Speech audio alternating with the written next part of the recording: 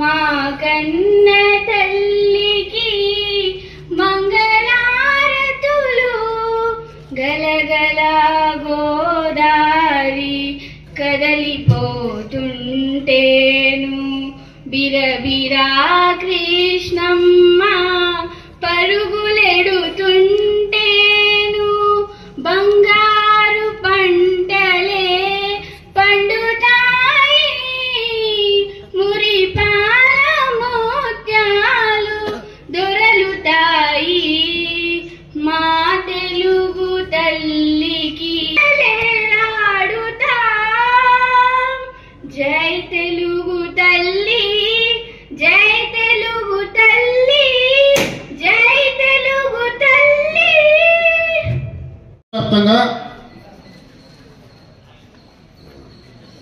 Junior కళాశాల విద్యార్థులకు మధ్యాహ్న భోజన పథకం ప్రారంభించుకుంటున్నాం. ఈ కార్యక్రమం గతంలోనే చంద్రబాబు నాయుడు గారు ముఖ్యమంత్రిగా 2014-19 ముఖ్యమంత్రిగా 2017-18లో మొదలుపెట్టారు. అయితే గత 19-24లో ఉన్నటువంటి ప్రభుత్వం దీన్ని ఆపివేయడం జరిగింది. అంటే దీనికి ఉన్నటువంటి ఏదైతే ఈ కార్యక్రమాన్ని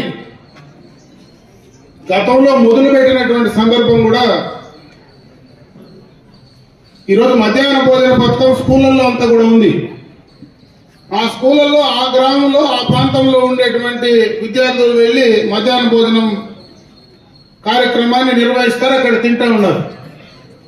అయితే జూనియర్ కళాశాలకు మాత్రం ఎక్కడి నుంచినో దూర ప్రాంతాల నుంచి వస్తారు. ఈరోజు ఇక్కడ చదివేటువంటి విద్యార్థులందరూ కూడా సంపన్న కుటుంబాల నుంచి వచ్చిన వాళ్ళు కాదు, పేద కుటుంబాల నుంచి వచ్చిన వాళ్ళు చాలా మంది ఉన్నారు. సుదూర ప్రాంతాల నుంచి ఇక్కడికి వచ్చినటువంటి వాళ్లకు మధ్యాహ్నం పొద్దున మీరు అర్లీగా బయలుదేరి వస్తే మీకు మధ్యాహ్నం సక్రమైనటువంటి సమయంలో ఇక్కడ భోజన వసతి లేకపోతే కలిగేటువంటి ఇబ్బందులు దృష్టిలో పెట్టుకునే గతంలో చంద్రబాబు నాయుడు గారు ఆలోచన చేస్తే, గత ప్రభుత్వం దాన్ని నిర్లక్ష్యం చేస్తే, మళ్ళీ ఇప్పుడున్నటువంటి కూటమి ప్రభుత్వంలో దీన్ని డొక్కా సీతమ్మ గారి మధ్యాహ్న భోజన పథకంగా ఈ కార్యక్రమాన్ని తిరిగి పునః ప్రారంభించుకుంటున్నామని చెప్పి సందర్భంగా తెలియజేస్తున్నాం. కార్యక్రమం ద్వారా మీకు నాణ్యమైనటువంటి రుచికరమైనటువంటి భోజనాన్ని అందించేటువంటి కార్యక్రమం. దీన్ని సక్రమంగా ఉపయోగించుకోమని వినియోగించుకోమని చెప్పి సందర్భంగా మిమ్మల్ని అందరినీ కూడా నేను కోరుకుంటున్నా. ఈ యొక్క మధ్యాహ్న భోజన పథకాన్ని సక్రమంగా నిర్వహించడంలో అధికారులు కూడా మీరు ప్రత్యేకమైనటువంటి దృష్టి పెట్టమని చెప్పి నేను ఇక్కడ ఉన్నటువంటి ఉపాధ్యాయులు కానీ ఈ యొక్క మేనేజ్మెంట్ కూడా నేను వాళ్ళందరికీ కూడా తెలియజేసుకుంటున్నా. ఎందుకంటే ప్రభుత్వం ఇచ్చింది కూడా సక్రమంగా వాళ్ళకి చేరడానికి ప్రతిరోజు దానిపైన మీరు పర్యవేక్షణ చేస్తే వాళ్లకు నాణ్యంగా, శుచికరంగా, రుచికరంగా పెట్టడానికి అవకాశాలు ఉంటాయని చెప్పి ఈ సందర్భంగా నేను తెలియజేసుకుంటూ, ఈరోజు ఈ యొక్క కళాశాలకు సంబంధించి ఇప్పుడే మీ ప్రధానోపాధ్యాయులు అంటే ప్రిన్సిపల్ గారు 2 మాటలు మాట్లాడారు. ఇది జిల్లాలోనే నెంబర్ 1 పరిస్థితి బాగా ఉంది. ఇక్కడ ఉత్తీర్ణ శాతం కూడా 85% పైన ఉంది అని కూడా చెప్పడం జరిగింది. ఈ కళాశాల ప్రాంగణంలోకి వస్తానే ఈ అట్మాస్ఫియరే బ్రహ్మాండంగా ఉంది. ఎందుకంటే పచ్చని చెట్లు, మీకు కావాల్సినటువంటి అన్ని సౌకర్యాలు, ఇక్కడ ఉన్నటువంటి మరి ఉపాధ్యాయులు అంటే ఇక్కడ మీకు పాఠాలు చెప్పేటువంటి ఉపాధ్యాయులు అన్నీ కూడా పూర్తి స్థాయిలో మీకు అన్ని రకాలుగా కూడా వసతులు ఉన్నాయి. కాబట్టి దీన్ని మీరు సక్రమంగా ఉపయోగించుకోండి. ముఖ్యంగా ఇక్కడ టెక్నికల్ కోర్సెస్ కూడా ఎక్కువ ఉన్నాయి. ఆ టెక్నికల్ కోర్సెస్ పైన మీరు ప్రత్యేకమైనటువంటి దృష్టి పెట్టండి. భవిష్యత్తు మొత్తం కూడా టెక్నికల్ కోర్స్ పైన కూడా మీకు ఉపాధి అవకాశాలు రావడానికి ఎక్కువగా కూడా ఉపయోగపడతాయి. కాబట్టి దానిపైన ప్రత్యేకమైనటువంటి దృష్టి పెట్టి ఈ వయసులో, ఎందుకంటే జూనియర్ కళాశాలలో మీరు చదివేటువంటి వయసు మీ జీవితంలో చాలా ముఖ్యమైనటువంటి వయసు ఇది. ఇప్పుడు ఎక్కువగా కూడా బయట వాటికి అట్రాక్ట్ అయ్యేటువంటి అవకాశం ఉంది. ఇప్పుడే ప్రిన్సిపాల్ గారు చెప్పారు, మీ ఇక్కడ ఉన్నటువంటి పిల్లలు కూడా మాట్లాడారు. డ్రగ్స్ కి సంబంధించి, మరి మత్తు పదార్థాలకు సంబంధించి ఏ రకంగా బానిస అయితే జీవితాలు చెడిపోతాయో వాటిపైన చాలా అప్రమత్తంగా ఉండమని చెప్పి నేను ఈ సందర్భంగా మిమ్మల్ని కోరుకుంటున్నా.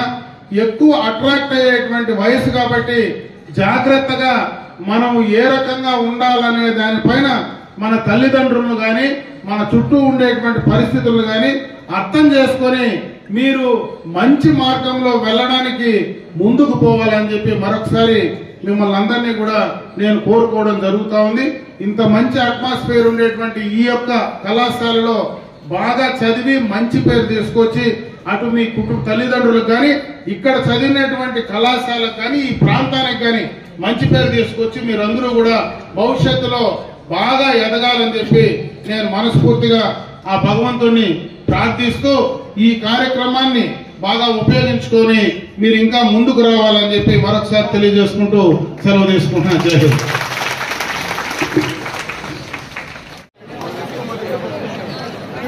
కొంచెం బ్యాక్ రండి మేడం, వెనక్కి రండి మేడం.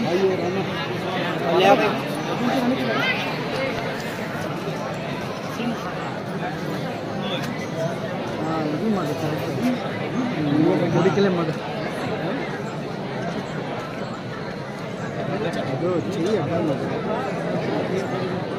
ఓకేనా?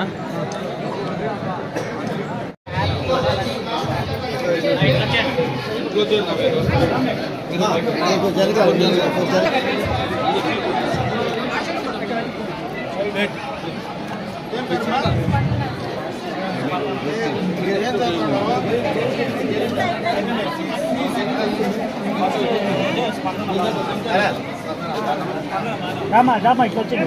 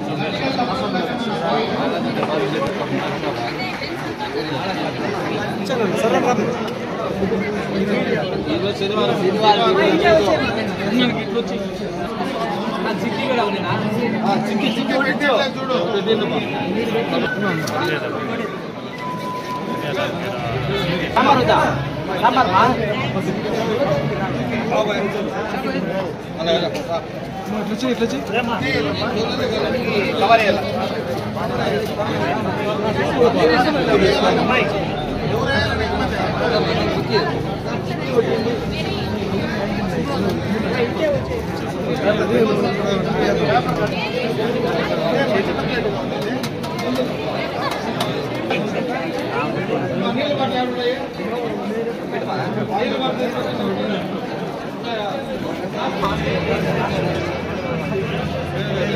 కొంచెం